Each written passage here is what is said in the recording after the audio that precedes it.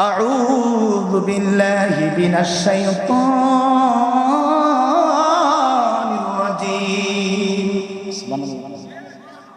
بسم الله الرحمن الرحيم الحمد لله رب العالمين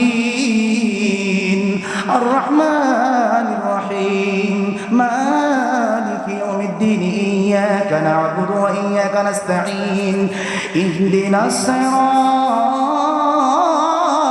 المستقيم صراط الذين أنعمت عليهم غير المغضوب عليهم ولا الضالين